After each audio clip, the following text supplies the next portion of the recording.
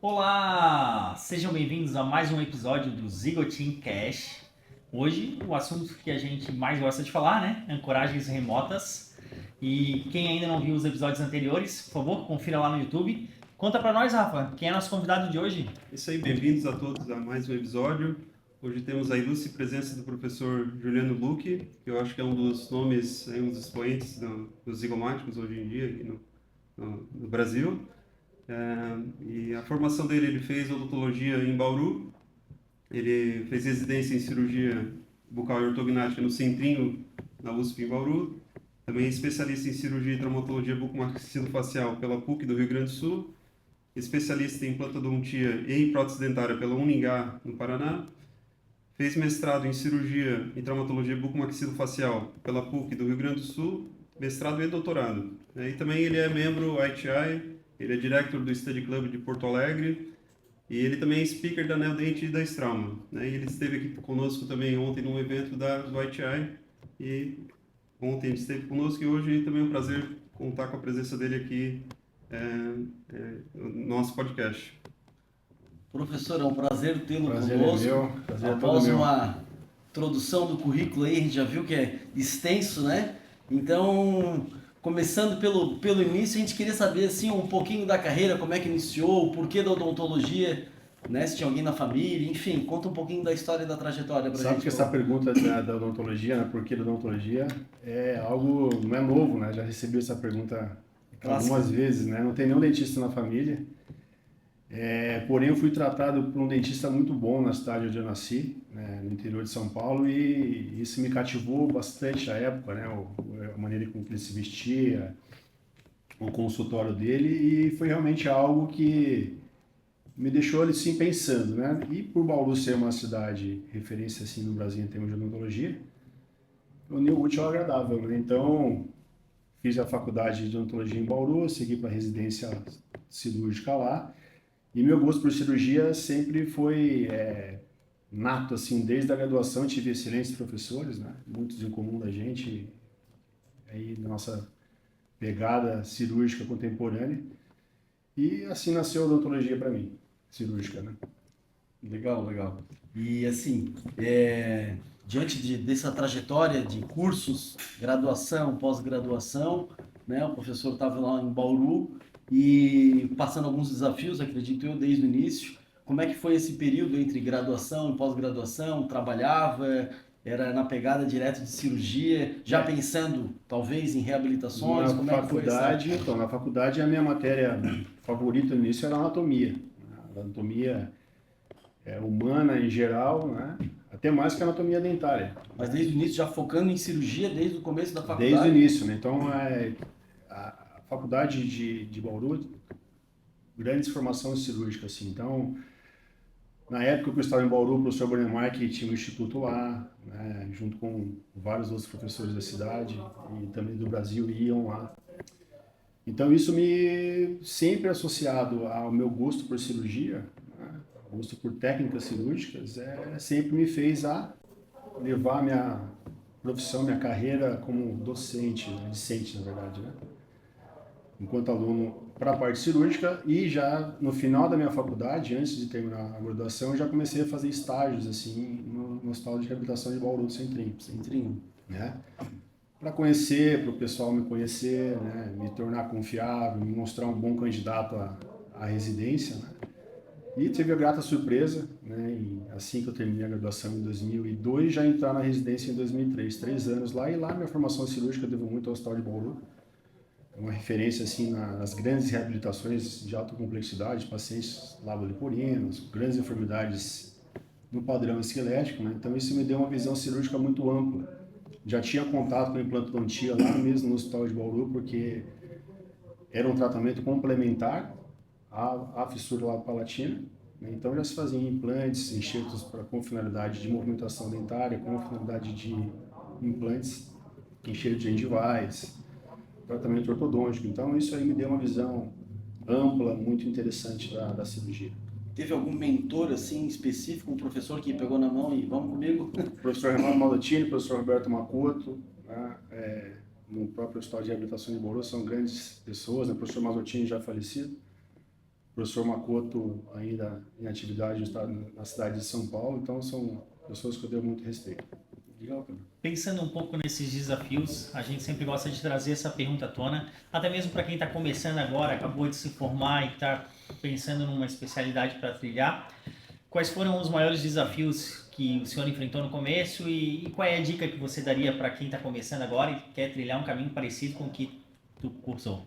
A minha odontologia, eu vou levar em termos de cronologia lá para 2000, né? Quando eu saí da faculdade. A minha faculdade eu iniciei em 98, então, veja, a gente tinha uma visão muito específica da odontologia, ao mesmo tempo que não se tinha tanta internet no meio, né? Não tinha muita informação na internet que a gente poderia buscar. Então, era pesquisa muito em livro, pesquisa muito em biblioteca, né? E as aulas dos professores eram aulas muito bem documentadas, com casos clínicos. Esse é o fim de tudo que vocês imaginam, né? Desde a parte da dentística até a parte da cirurgia, né? Então, casos, né, que eu tive a oportunidade ainda na época de ser por slides, carrossel de slide, né? A gente pegou um pouquinho disso aí também. E aí foi tudo evoluindo muito, né? Mas ao mesmo tempo que evoluiu, o currículo da graduação ele mudou um pouco, né? Ele mudou um pouco e acredito que hoje o aluno que está saindo da faculdade, ele sai carente de algumas necessidades de tratamento clínico, muitas vezes, né? E cirúrgico especialmente, né? Então, pelo fato de muitas informações serem mais facilitadas, vai na internet, dá um Google lá e busca, vê um vídeo, isso aí me preocupa um pouco porque a busca por informação e por tutores assim responsáveis na formação do aluno e do especialista é muito importante para quem está buscando a formação, especialmente cirúrgica, porque que eu percebo? Um vídeo na internet ele não vai ser nada perto da informação que você tem quanto à experiência que você pode adquirir com um tutor, com um especialista, né, com um mestre, assim, como a gente sempre teve. Então, a presença do mestre, para quem está buscando cirurgia, né, é algo fundamental na evolução cirúrgica, especialmente no cuidado ao paciente. E qual foi teu primeiro contato com os implantes zigomáticos? Assim, foi durante o período no Centrinho de Bauru? Meu primeiro contato com implantes zigomáticos foi na formação de pacientes com deformidades, né? Eu tive também o primeiro contato com a primeira prótese ATM na época feita no Brasil, né? Para vocês terem uma ideia. O professor Larry Wolfers, lá de Dallas, fez uma prótese total de mandíbula, né? Com construção condilar, porque eram pacientes necessitados disso aí, né? E com o implante zigomático eu tive um contato com um paciente maxilectomizado por câncer de maxila, né? Então foi muito importante esse desafio porque associado ao trauma facial que eu trabalho também atualmente, impossibilita uma visão muito ampla do tratamento, né? Isso aí é realmente algo fantástico associado à prótese para a gente poder finalizar a reabilitação total do nosso paciente. Mas respondendo em outras palavras, o contato com o zigomático eu tive lá junto à residência nos anos 2005, 2004 aproximadamente. Quase 20 anos já de experiência, então, só com E a época zigomáticos. eram implantes assim, com uma superfície, uma macrogeometria totalmente diferente do que a gente tem hoje. Implantes Um lisos, volume né? muito maior, os implantes lisos, né, conexão hexagonal externa. Evoluiu muito, né? em Evoluiu 20 anos. bastante. Até a própria técnica em si, né? A própria técnica, ela evoluiu, mas assim, a primária da técnica, ela continua a mesma, né? Porque a gente conseguiu evoluir bastante. Claro, o passo anterior à técnica original do professor Vandermark foi sair do seio maxilar.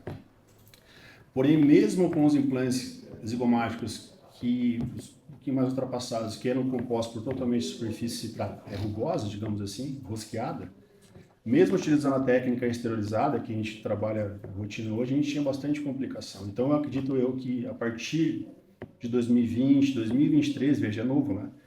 Quando vieram ao mercado os implantes de superfície lisa, aí sim a gente conseguiu trabalhar, acredito eu, está conseguindo trabalhar com implantologia zigomática, digamos assim, mais social, com menos complicações, né? E tu passou por esse período, então, que inicialmente os zigomáticos eram mais indicados para pacientes que, por exemplo, tinham passado com um processo desse de remoção Isso, de então, o maxila implante e até zigomático hoje ele era sinônimo com uma cirurgia muito ampla, no sentido do tratamento, né? Grandes escoamentos, grandes edemas, porque eram tratamentos, era um implante que o próprio professor Vandermark indicava para paciente que não tinha osso na maxilar baixo, ou seja, tumores de maxila, por exemplo, ou traumas de face. Mas, na verdade, ele começou a ser associado também a pacientes que não tinham osso na região posterior por perda dentária longitudinal, ou seja, aquele paciente que perdeu o dente há 10, 15, 20 anos, e aí sofreu uma atrofia muito grande na maxila.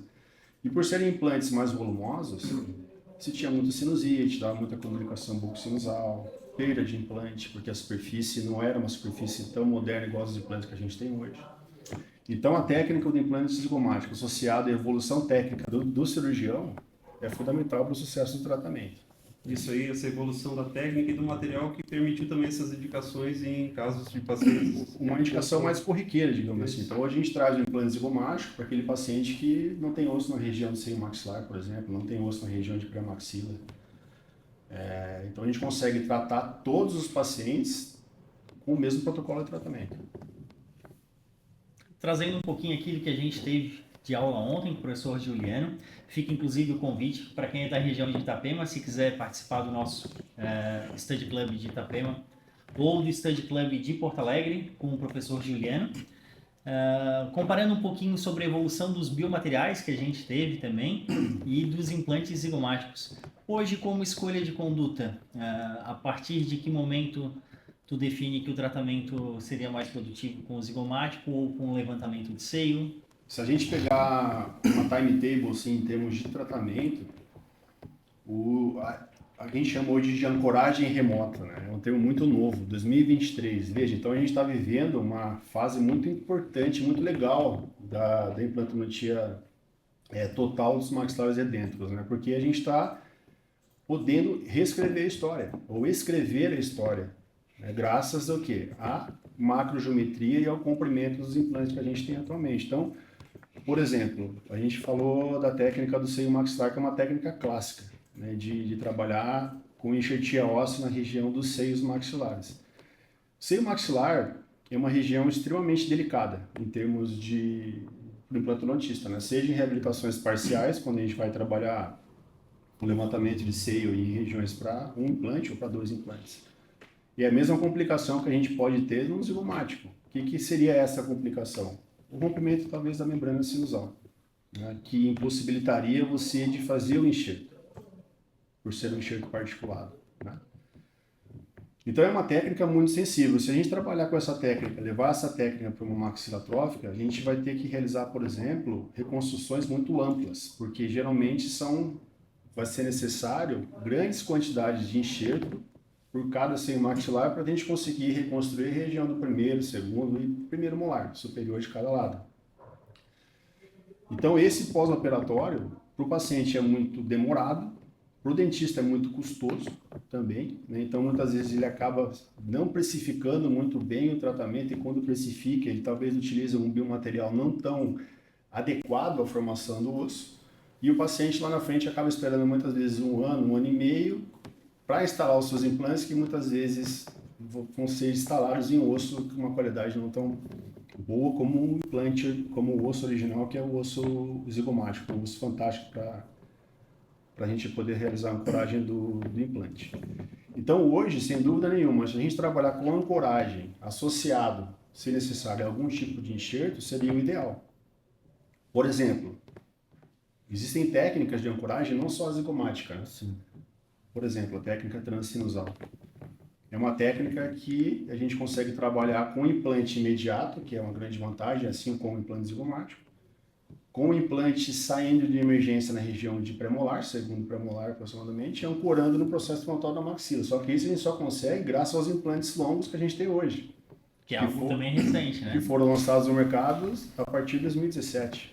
E o mini pilar de 45 também, nesses casos, a gente acaba... Mini pilar de 45, de 30 graus para essas regiões, né? E o zigomático, veja, 60, 52 graus. Então, a gente tem várias revisões temáticas mostrando, inclusive o conceito do PATZ, que a gente conversou muito ontem, que é um dos princípios trabalhar com pilares não paralelos, ou seja, a gente consegue angular o implante buscando a ancoragem máxima, aumentando a distribuição anterior-posterior desses implantes, que é o EP spread, reduzindo o cantilever, ou seja, a gente vai ter uma prótese extremamente favorável à carga imediata, com uma ótima distribuição biomecânica, trabalhando com ancoragem remota, seja por transsinusal, seja por zigomático ou trigoideu. E complementando também, até da aula que a gente teve ontem, o casamento perfeito, né? quando em situações adversas que conseguimos colocar aí, talvez implantes longos junto com shorts, né? Para poder, né, Eu favorecer. tenho feito, até a gente conversou de maneira bem interessante ontem com um caso clínico, mostrando que implantes curtos, 7 milímetros, 5,5, a gente consegue, hoje com a macrogeometria desses implantes, associarmos esses implantes mais curtos na região de pré-maxila com 2 zigomáticos, por exemplo, talvez um reforço no pterygoideu se necessário. Então isso vai livrar a gente de uma cirurgia ainda maior, que é o duplo zigoma. Pensando um pouquinho nessa comorbidade do paciente, ainda acredito que a outra vantagem que vale salientar é que no caso do levantamento de seio são necessários um número maior de intervenções cirúrgicas, né? Eu vejo dessa forma como benéfico não só para o paciente, como na hora clínica do profissional também. E aí avaliando um pouco sobre o custo total da cirurgia, que muito se fala às vezes que o zigomático se trata de uma técnica mais invasiva, mais difícil, e muitos profissionais também têm esse anseio de tratar só o zigomático no bloco cirúrgico. Como tu enxerga esse tipo de situação? Tu costuma operar nos teus casos no consultório? Como é que tu conduz eles normalmente? Eu trabalho, assim, com uma implantodontia zigomática que eu estou chamando ela de convencional, né? Então, para mim, o implante zigomático, no meu arsenal cirúrgico, ele é mais um implante. Então, eu tenho, por exemplo, um implante longo de 18. Eu tenho um implante extra longo de 25 e tenho um zigomático que é a partir de 30. Então, muitas vezes eu prefiro, ao invés de levantar um seio maxilar e instalar um implante transsinusal por dentro do seio, eu prefiro instalar um zigomático, que já está logo acima ali do seio maxilar, junto ao processo zigomático do osso maxilar. Então, sim, hoje o zigomático, para mim, eu considero uma cirurgia de rotina, trabalho em ambiente ambulatorial, avaliação pré-operatória, identificando a comorbidade ou não do paciente, e faço 95% das minhas cirurgias de zigomático na minha clínica, no consultório, com toda a segurança. Ponto relacionado a sedação ou não sedação, né? É isso. A gente conversou um pouquinho ontem, mas vamos tentar assim, a gente conversou, né? Isso é bem interessante. Então, quando a gente conversa, a gente vai fazer um curso de zigomático, por exemplo. Você vai fazer uma cirurgia de implante zigomático. O paciente, muitas vezes, ele não vai perguntar para você se tem que ser com sedação. Ele já perguntou alguma vez? A grande maioria dos pacientes, a gente vai induzir a sedação. Aí eu pergunto, por quê? Você vai induzir uma sedação, se é uma cirurgia que a gente consegue realizar em ambulatório em aproximadamente 1 hora e 45 minutos. Quanto tempo demoraria para você fazer um enxerto bilateral de seio maxilar, por exemplo? Um tempo, inclusive, maior. E aí, por enxerto de seio maxilar, a grande maioria dos colegas indica sedação? Não. E por que o zigomático vai indicar? Então, anatomia não quer dizer que necessite sedação. Eu vou indicar o zigomático porque é perto da órbita. Não, não é isso a indicação da cirurgia. Não é perto da órbita. Hoje a gente consegue ter vários recursos anatômicos e de diagnóstico que mostram assim, que a implantodontia zigomática é 100% segura em nível ambulatorial. E assim que eu resolvo os meus casos. Por quê? Porque eu estava perdendo muito paciente. Né? Perdendo pacientes por, muitas vezes, indicar o hospital, indicar a sedação endovenosa com o anestesista.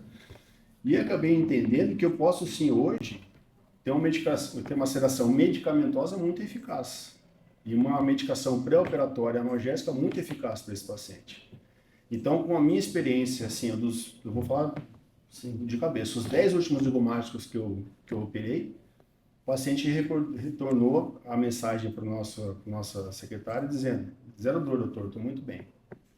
Então, assim, é uma cirurgia que a gente tem que, sim, que encarar com cuidado devido ao planejamento, mas cuidado com qualquer outro tipo de implante. Mas é uma cirurgia que, na minha maneira de pensar, é uma cirurgia convencional. Em relação ao planejamento, então, como a gente conversou, planeja todos os casos de forma digital? O planejamento digital é diferente de realizar a cirurgia guiada no zigomático, né? Porque a cirurgia guiada no zigomático, na minha visão, ela vai dificultar a instalação do implante, porque você vai ter que aumentar o descolamento, você vai ter que fazer um guia bipartido, E a fresagem é guiada, porém se naquele trajeto de fresagem estiver o seio maxilar, não adianta nada, e na maioria das vezes está o seio maxilar. Ele tem que ser, a gente cirurgicamente realiza uma manobra para afastar a membrana do seio maxilar. E hoje a gente tem brocas mais favoráveis, brocas lisas, né? Que vão facilitar muito o escoamento dessa membrana sem lacerar essa membrana. E se lacerar, a gente tem membranas que protegem a instalação do implante de maneira imediata, né? Então, essa maneira do planejamento digital é importante para a gente selecionar uma contingência cirúrgica. Para você ir para a cirurgia sabendo, pô, vou usar um implante de 42,5, vou usar um implante de 37,5 pelo menos. De certa forma, a gente opera digitalmente, enquanto antigamente se imprimia o biomodelo, Isso. agora a gente consegue Digitalmente, com toda a tomografia tem um DICOM. Muito dentista não sabe que tem um DICOM, né? Que é o arquivo que ele pode colocar no software gratuito e planejar desde o zigomático até o implante pequeno. Eu acho que isso é um negócio que tem que ser mais difundido. Tem que ser Até, mais difundido. às vezes muitos colegas vêm me perguntar, não, quero fazer o curso até de zigomático, né? Eu pergunto, tu já está dominando bem o fórum, tu já faz pterigóide, tu já mexe no software de planejamento para tu entender mais a anatomia, entender as zonas de ancoragem, né? Muitas vezes a pessoa não tem nenhum contato com o software, né? Então eu acho que é importante, talvez até uma forma assim, antes de partir para essa parte mais complexa, consideração cirúrgica, né? Ter já esse domínio do digital, né? Dos planejamentos Uma cirúrgicos. conversa que a gente teve até com o professor Lido, ele estava comentando, se a gente fosse fazer um levantamento de quantos cirurgiões, dentistas, implantodontistas que fazem cirurgia, pedem o DICOM para radiológica, certo número ia ser muito pouco. Realmente, muitos não sabem. O pessoal não sabe nem que, às vezes, o que é o arquivo do Falando da DICOM, sabe muito Então, quando a gente fala em software de planejamento digital, o pessoal já pensa, é muito caro. Não. Um excelente software que é gratuito, que a gente consegue realizar um planejamento, selecionar componente protético, realizar a cirurgia guiada, realizar um guia cirúrgico dentro do software, colocando um simples valor ali, libera para fazer E previsibilidade. previsibilidade. Né? Essa visão tridimensional do osso e o melhor local para ancoragem, eu acho que é fundamental. E ferramenta de venda, né? Tu mostrar para o paciente. Mostrar ao paciente o que ele vai como ter. é que vai ser o tratamento, é um diferencial. Né? E sim, o que evoluiu muito no tratamento pós-cirúrgico com o reabilitador, sim, foi a odontologia digital, né? Próteses impressas, próteses fresadas com titânio e com zircônia, que são as chamadas próteses híbridas, né? Isso sim a gente consegue realizar de maneira ainda muito mais rápida que uma cirurgia de implante zigomático. Então, se a gente pegar o conjunto implante zigomático, carga imediata e prótese no fluxo digital, você reabilita um paciente em 4 meses. Se ele for realizar um enxerto ósseo, só de espera, ele tem que esperar 8 meses.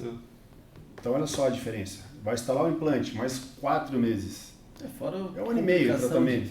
Prótese removível, Isso. usa, não usa, o paciente fica sem, é difícil. Então, sem dúvida nenhuma, é um caminho sem volta, né? É um caminho sem volta. Pensando um pouco nessa questão do planejamento, hoje em dia já existe muito essa questão da inteligência artificial, tanto no auxílio do DICOM ali, já para separar, às vezes, as segmentações feitas no arquivo. E eu acredito que no futuro, em breve, também para ajudar no planejamento dos implantes. Como é que o professor enxerga o futuro da implantodontia, entrando por essa linha onde o software, inclusive, vai ter uma inteligência que vai te ajudar na melhor posição para o implante? Nos Estados Unidos já tem a cirurgia navegada, né? Por computador, são sensores assim. Acho super interessante, porém, a gente tem que, na minha visão, ter um equilíbrio entre o que é palpável ao cirurgião dentista, ao implantodontista de consultório, e até onde a tecnologia tem que ser um auxiliar e não um método de dificuldade. Por exemplo, a cirurgia navegada é algo realmente muito caro, né? Para a gente trabalhar inviável por enquanto em termos de consultório. E realmente acredito que o que a gente precisa realmente é formar cirurgiões, formar dentistas clássicos, né?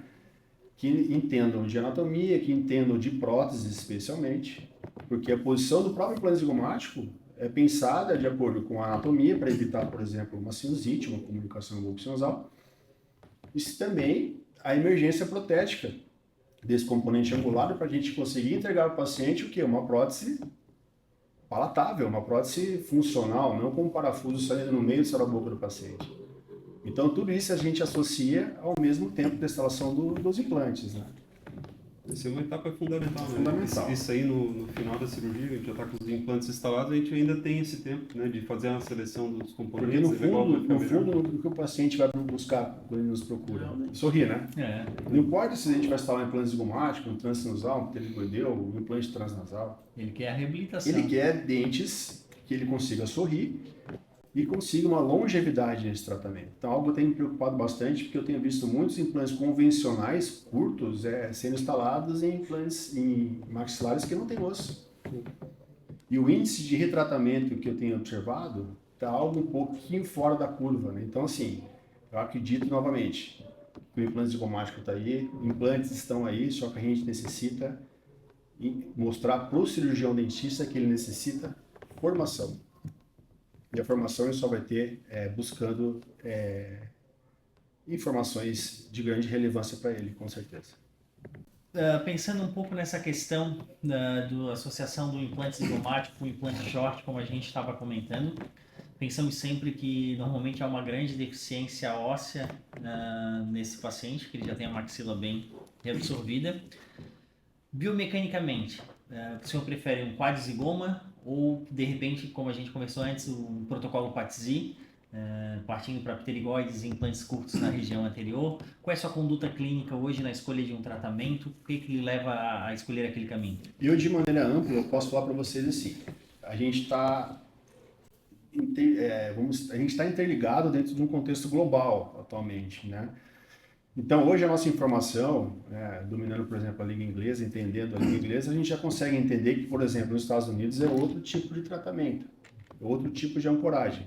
Quando eu digo outro tipo de ancoragem, é que eles utilizam mais zonas de ancoragem. Então, eles utilizam zona 1 anterior, zona 2 próxima, na transição entre anterior e seio, e tuber. Mas por que eles utilizam muito tuber? Porque lá eles trabalham com muita prótese em zircônia. Eles não trabalham com prótese metaloplástica igual nós trabalhamos aqui no Brasil. Se eu pudesse, só trabalharia com prótese em zircônia fresada, porque é muito mais bonito e eu consigo entregar um resultado muito mais rápido para o paciente. Isso já traz a obrigação de colocar o pterigoide para eliminar o cantilever. Para a gente praticamente eliminar o cantilever, ou seja, trabalhar sem cantilever. Quando a gente fala trabalhar em cantilever, para quem não está acostumado a esse termo protético, é trabalhar com 1 ou 2 dentes em suspensório, ou seja, suspensos a partir do último implante. Né? Então, mas quando a gente trabalha aqui no Brasil com prótese metaloplástica, que é um excelente tratamento, é uma prótese que esteticamente ela é muito bonita também. Né? Trabalhar com 4 implantes, na minha maneira de pensar, com uma ótima distribuição, mesmo sendo um implante curto na região anterior, implante de 7, de 8,5, a grande maioria dos tratamentos dos pacientes, a gente consegue ainda trabalhar assim. Existem pacientes que têm uma atrofia muito grande na região de pré-maxila, existem, né, especialmente do gênero feminino, né, que quando já tem dentes, o esqueleto já é mais reduzido, a base. Né? Aí quando perde o dente, fica uma base muito atrófica mesmo. E o quadzigoma está aí para a gente tratar. Lógico que é uma cirurgia que fica um pouco maior, porém o protocolo cirúrgico é o mesmo. Né? Acredito que, então, respondendo a nossa pergunta, gostaria de sim trabalhar com mais zircônias, né? Porque eu acredito que é um tratamento mais rápido e mais bonito para o paciente, consegue entregar translucidez mais favorável. Mas, como a gente trabalha ainda com arcos de metaloplástica, acredito que zigomas e implantes curtos ou quadzigoma no IP spread de uma distribuição de 20 milímetros entre os implantes, eu acredito que seja o suficiente.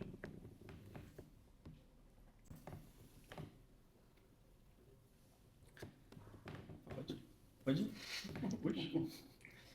Pensando um pouco agora nas complicações e o manejo dessas complicações. Ontem a gente viu um caso interessante, o professor trouxe para a gente, um caso de recessão de tecido mole nos implantes zigomáticos. Como contornar essa situação? O que fazer para evitar? Como ter uma cirurgia mais assertiva, pensando principalmente que muitas vezes esse paciente ele vai, por 20, 30 anos, está ainda utilizando esse implante zigomático. Então, o sucesso, na minha opinião, não está só determinado nesse curto prazo, mas sim na longevidade do tratamento. Perfeito. Quais são os fatores que tu observas na hora de colocar um implante zigomático para evitar essas exposições de tecido mole e para que esse tratamento tenha uma longevidade adequada? Teve um paciente recentemente, um caso bem fora do comum, que ele tinha muita gengiva alveolar na região dos processos zigomáticos ali, na região de molar e dentro, tá? E eu realizei um enxerto conjuntivo prévio nele em um dos lados, previamente à cirurgia. Porque o segredo do zigomático é mucosa ceratinizada na vestibular. E é muito interessante que quando eu vou fazer uma mentoria de implante zigomático, eu ensino, a gente faz os cursos, né, faz todo o conteúdo teórico, conteúdo de endzone, e no curso teórico a gente fala, ó, incisão você tem que realizar aqui por causa disso. Aí solta para o paciente, para o dentista fazer a cirurgia, onde ele faz a incisão? No protocolo convencional. Onde ele enxerga, ele faz lá para vestibular. É a mesma tendência do dentista que os alunos, né? Faz o implante assim, ele pega e joga para vestibular, inclina para vestibular, né? Então é uma tendência, acredito, de orientação anatômica mesmo. Mas então, o sucesso do zigomático é ter mucosa ceratinizada, a gente conseguir realizar o escolamento do palato para vestibular, mantendo todo aquele feixe vestibular que estava no palato jogando para fora. E na hora da cirurgia, realizar aquela fresagem, né? Da minha maneira de pensar, fazendo a canaleta. A canaleta a gente consegue realizar todos os casos com maneira muito segura, observando lá em cima a zona de transição do seio para o zigoma. E na zona do rebordo, que é a chamada zona crítica, trabalhar com uma certa parcimônia, mantendo sempre o quê? Sempre o osso, o implante zigomático em contato com o osso palatino na parte de dentro. Fazendo esses cuidados, certamente a gente não vai ter a mucosite, né, que é devido aqui à ausência de mucosa ceratinizada, a sinusite e a comunicação bucosinusal, que são as 3 piores complicações pós-operatórias da cirurgia de implante zigomático.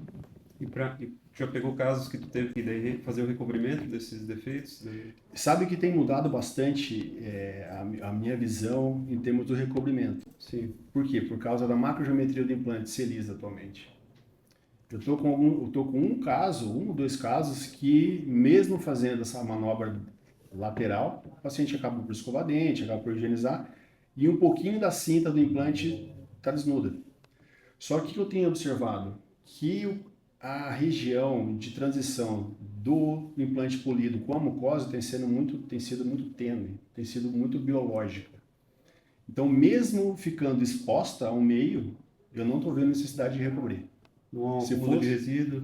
Não estou vendo, não tem inflamação, não tem nada, não tem dor. Se fosse um implante de superfície rugosa, zigomática, certamente estaria com dor, com mucosite e com perda óssea ali na região do osso Inflamação palatino. recorrente, assim. Então, de novo, o implante que veio a partir de 2023 aí, o Zigoma Solução da Neodente, ele está realmente modificando a história aí da implantodontia zigomática no globo. Eu falei isso num grupo que tem dentistas dos Estados Unidos e da Europa, e realmente chegou lá nos Estados Unidos e os caras estão tendo a mesma opinião que a gente. A história está sendo reescrita. Interessante a gente conversar um pouquinho sobre essa forma de carreira e de estudo. Hoje acredito que para quem está nos ouvindo e de repente é mais jovem, como o Dr. Corbetta falou, está começando agora na implantodontia, o primeiro passo seria dominar o on-for, correto? Especialmente das maxilares atróficas, dominar o on-for. O que é o on-for, né? 2 implantes posteriores inclinados, o convencional é 2 implantes anteriores retos. Isso significa que aquele paciente já tem, apesar de dentro, ele perdeu os dentes há não muito tempo. Então ele tem aquela maxila ainda com uma altura remanescente de osso original. Suficiente para botar no implante Para longo na distal. instalar o implante de maneira convencional no maxilar baixo desse próprio paciente. Quando a gente diz maxilar baixo, é da abertura piriforme para baixo. E aí, pensando muito no trabalho do professor Jansen de toque composto, hoje qual é o valor que tu define na tua conduta clínica diária? Tu segue os mesmos 120 newtons sugeridos pelo trabalho? Tu gosta de se sentir mais seguro colocando um número maior de implantes? Como é que tu conduz hoje os teus casos? Então, o número maior de implante, ele não é sinônimo de biomecânica favorável, né? Eu já tenho vários pacientes que eu retratei que tinham 6 implantes no arco e com uma barra fraturada. O implante tudo enfileirado. Por quê? Porque os implantes estavam muito próximos uns aos outros. E com aquele cantilever lá atrás gigantesco. Então, de novo, quando a gente faz a técnica do on-for, por exemplo, o que é maravilhoso na técnica? Porque quando a gente faz uma angulação no implante dentro do osso, a literatura mostra para nós que a gente consegue instalar um implante 50% maior se a gente fosse instalar na mesma região um implante axial reto. Então a gente consegue uma bicorticalização automática somente no fato de angular o implante. Angulando o implante, a gente afasta a cabeça dos implantes uma das outras, né? Então, consequentemente, a gente tem cantilever neutro. Eu vou instalar outro implante entre eles. Eu pergunto para vocês, para quê?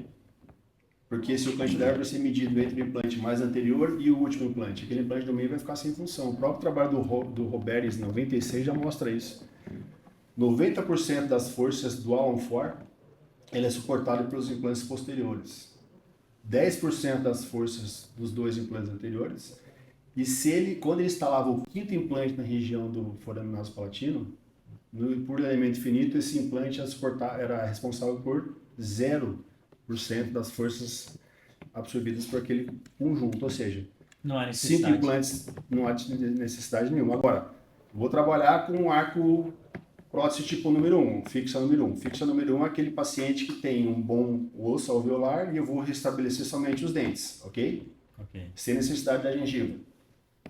Que a gente não consegue realizar isso no zigomático porque o paciente tem uma deficiência, uma indicação para zigomático já perdeu o osso há muitos anos. Então já absorveu total a base óssea dele. Ok? Eu posso trabalhar com essa prótese terminando em primeiro molar. Agora, se eu for optar por próteses tipo 1, arcos totais, que o paciente ainda tem dentes e vai ser convertido a uma prótese fixa total, aí sim a gente tem que instalar o implante lá atrás, segundo molar, por exemplo, ou tuber, para a gente conseguir transmissões de forças da região posterior da maxila, especialmente do segundo molar. Eu acho também, talvez, esse implante do centro é interessante em caso que o paciente tenha uma reabsorção anteroposterior, que vai ficar um cantilever no anteroposterior nessa região anterior, né? O paciente classe 3, por exemplo, às vezes você vai botar os dois zigomáticos e mesmo assim está saindo lá atrás, assim, né? Então, eu não sei também, eu acho interessante talvez esse implante do centro, não sei como é que foi o modelo desse estudo, né, que tu comentou, o implante bem no centro não... Mas mesmo assim, o que vai ficar diferente para o paciente, quando ele tem um padrão 3, por exemplo, o que vai ficar dificultoso para ele é a higienização da prótese, porque vai ficar uma flange que vai incomodar, né? Então, mas vai ter um cantilever também na região anterior. O cantilever vai ser automático porque o dente, mas não pelo implante, vai ter um cantilever anterior. Não, estou pensando num caso assim, um paciente com uma maxila bem absorvida já, um caso, porque realmente a maxila está lá atrás, assim, né, em relação à face, em relação ao perfil do paciente. Existem, assim, uma tendência, dependendo da atrofia, isso a gente olha pelo diagrama das discrepâncias de Profit, né? Sim, tratamento ortodôntico, tratamento interceptativo, que é a ortopedia, e tratamento cirúrgico. Então, existem situações que, mesmo utilizando implantes, seria indicação para o tratamento cirúrgico de avanço de maxila. Né? Tu tens algum caso assim que tu fez simultaneamente, de repente, uma ortognática junto com os zigomáticos? Eu prefiro realizar a ortognática primeiramente, né? Mas não peguei nenhum caso ainda que necessite realizar um avanço junto com o implante. Tu consegue fazer essa reconstrução protética, né? Proteticamente falando, nunca houve necessidade de um avanço para a gente compensar o cantilever anterior. Legal.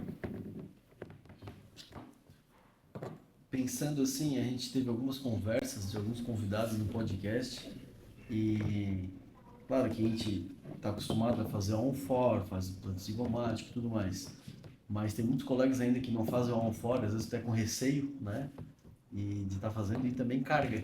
Então, em alguns lugares a gente vai e a carga imediata... Principalmente em maxila. Principalmente em maxila. Às vezes muitos acham um tabu, assim, né? Então, eu acredito que o professor já deu para fazer isso já faz muito tempo, sem medo de ser feliz, né? Vai lá, travou o implante, toca a carga, entrega a prótese. E o que o professor fala a respeito disso, assim? Até para deixar o pessoal mais seguro, né? Então, primeiro, parabéns pela conduta, é isso mesmo. Quando a gente vai indicar para o paciente que aí dentro, o que o paciente mais quer? Os dentes fixos. Os dentes fixos. O meu churrasco. Todo mundo sabe que prótese total ele é um aparelho que limitado. recupera. É limitado. Então o paciente não consegue engolir direito o alimento, ele engole inteiro. Isso dá deficiência nutricional, dá problemas gastrointestinais. Tá? Então, assim, não justifica. você instalar, por exemplo, um implante zigomático ou um A1-FOR com uma estabilidade primária excelente. O que é uma estabilidade primária excelente? 35 newtons em cada implante. E fechar. E colocar uma prótese removível com algum meio de suporte para essa prótese, uma cola talvez. Por quê? Porque a cirurgia de reabertura vai ser pior do que a cirurgia de instalação.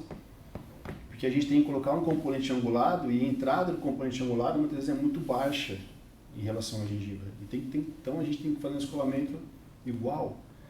Então, quando a gente pensa em implante zigomático, é igual um carro de Fórmula 1, ele é feito para quê? Para correr, né? A gente não vai mandar com um carro de Fórmula 1 numa pista a 80 por hora. É a mesma coisa zigomático, ele é feito para carga imediata.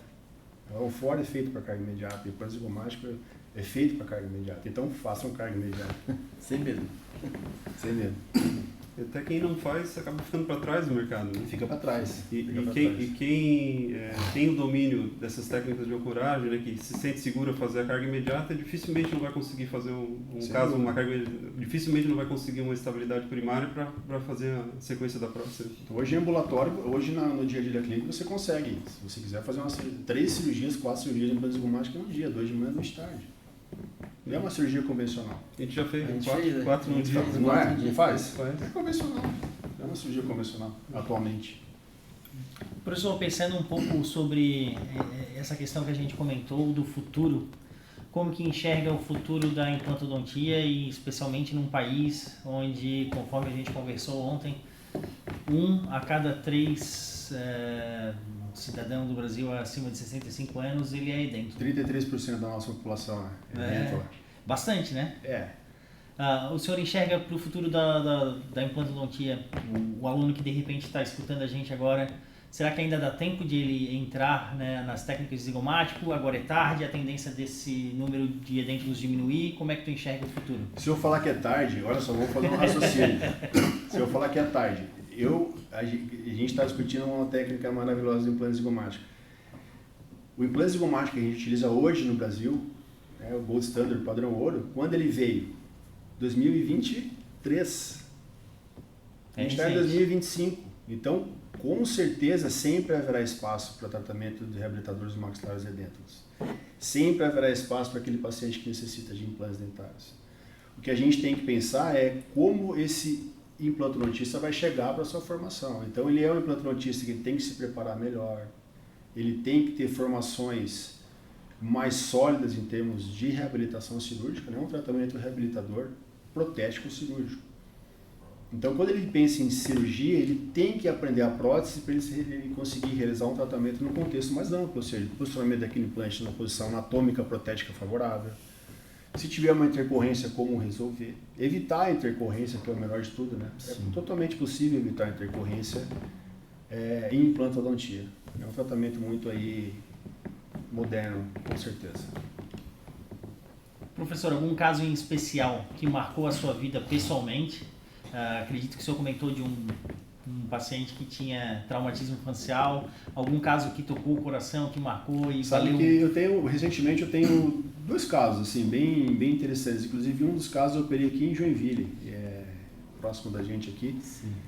Um paciente de um colega meu em comum me ligou, me mostrou uma tomografia e eu olhei e falei, nossa, o que houve aqui, né? Ele falou que o paciente tinha sofrido um acidente aqui na BR-101 há muitos anos atrás e desde então ele usava uma prótese gigantesca, assim, com corega, né? E o paciente não aguentava mais. Imagina, 10, 15 anos de prótese total, um paciente relativamente mais jovem pelo que ele tinha acontecido com ele. Ele me contou que o socorrista que atendeu ele, o paciente me contou quando a gente foi lá, ele me contou assim, doutor, o socorrista me colocou a minha maxila sobre o meu peito, falando que era minha prótese. Ele pensou que era prótese, mas na verdade era minha maxila, que tinha sido avulsionada. Então esse paciente ele sofreu avulsão total de maxila. Caramba. E é um caso que teve uma atrofia tão grande que ele foi finalizado com uma overdenture, com 2 implantes transsinusais. Eu não consegui colocar um implante zigomático nele porque ele tinha uma comunicação gigantesca no osso palatino. Depois eu posso mostrar as fotos para vocês. Então eu optei por instalar 2 transsinusais. Foi o que resolveu o caso dele, mas assim, graças à implantodontia contemporânea. E o outro, muito recentemente, que eu operei foi de uma senhora lá em Porto Alegre que passou por vários colegas, assim, vários serviços, E ela tinha sido, metade da maxila dela foi removida por um câncer de maxila. E nessa especificamente falando, eu levei, consegui propor para ela e a gente resolveu também com ancoragem remota. Um caso muito marcante, a paciente está super feliz hoje, estava acamada porque não conseguia comer direito, desmotivada, não usava dentes. Então os 2 pacientes aí estão muito bem graças à ancoragem remota. Fico muito feliz por isso. Acredito que temos um projeto parecido com o nosso, né? O professor tem a Edentulus Academy. Tenho em Porto Alegre, eu estou com o Edentulus Academy, até trouxe aqui o livro do Edentulus Academy, olha aqui, que legal.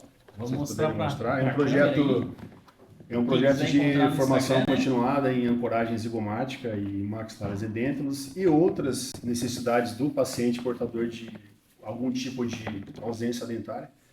Então, quem quiser buscar mais informações, junto aqui com os HCast, o pessoal está de parabéns. A gente está com grandes projetos aqui no sul do Brasil, sem dúvida nenhuma. Encontra hoje o Edentulus Academy no Instagram. Quais são os cursos que são oferecidos hoje? No Edentulus Academy, hoje eu tenho oferecido unicamente, nesse momento, curso de imersão em ancoragem zigomática. Edentulus Academy, @Edentulus Academy no Instagram. O professor também é coordenador de um curso de especialização em implantodontia. Coordenador de curso de implantodontia da HPG lá em Porto Alegre, já desde 2015, já formamos ali mais de 350 especialistas aí com muito trabalho, né, de capacitação, colocando na cabeça do aluno aí que ele tem que trazer o material, tem que trabalhar em parcerias, né, com biossegurança, né, procedimentos tão comuns à nossa graduação, mas que muitas vezes hoje ainda a gente observa que está faltando um pouquinho mais desse currículo atual aí da nossa odontologia, mas que a gente traz para a graduação, na pós-graduação com bastante responsabilidade. Então, para quem ainda não é especialista, pode encontrar o professor na especialização. As turmas abrem quando? As turmas são abertas todo mês de março e todo mês de outubro a cada semestre. E para quem já é especialista e quer entrar direto na Edentulus Academy, que é algo já mais avançado, aprender sobre zigomático, são turmas específicas ou é um mentorado já mais personalizado? São turmas de 4 dias, com experiência prévia comprovada em A1-FOR, né? E eu passo para o dentista e para o especializando todo o meu mindset cirúrgico contemporâneo, muito parecido com o nosso mindset que a gente conversou, fico muito feliz disso. E com certeza ele vai sair preparado aí para trabalhar com implante zigomático de maneira muito segura. Esse é um hobby. Essa do hobby eu o meu hobby? Azul. Qual é o seu hobby? Cara, porque o que parece o meu hobby, né? Você perguntou do meu hobby. Meu hobby é fazer pizza. Eu sou pizzaiolo napolitano, né? Então eu faço. Semana passada foi o aniversário da minha filha. Eu fiz pizza napolitana para mais de 50 pessoas lá em casa. O forninho elétrico? Massa de longa fermentação, né? O negócio é profissional. Profissional, Nós vamos marcar uma pizzada aqui na... Luke Pizza. Vamos marcar uma pizzada junto com o Zigo Legal, cara, legal. Zigo Pizza. Isso aí. É útil e agradável, né? Então, pessoal, vamos chegando ao fim de mais um episódio do ZigoCast. Hoje tivemos a honra de receber o professor Juliano. Muito obrigado por ter nos recebido, professor. Eu agradeço muito o convite de vocês. Estou muito feliz em estar aqui com esse grupo tão forte da implantodontia aqui do estado de Santa Catarina. Que a gente tenha bastante implante zigomático pela frente e muitas reuniões mais agradáveis aí ao longo do caminho. Muito obrigado. Muito obrigado, será sempre bem-vindo aqui. Nós que agradecemos. Obrigado. Obrigado, professor. Obrigado. Quem ainda não conferiu os outros episódios, estão todos lá no YouTube. Até mais.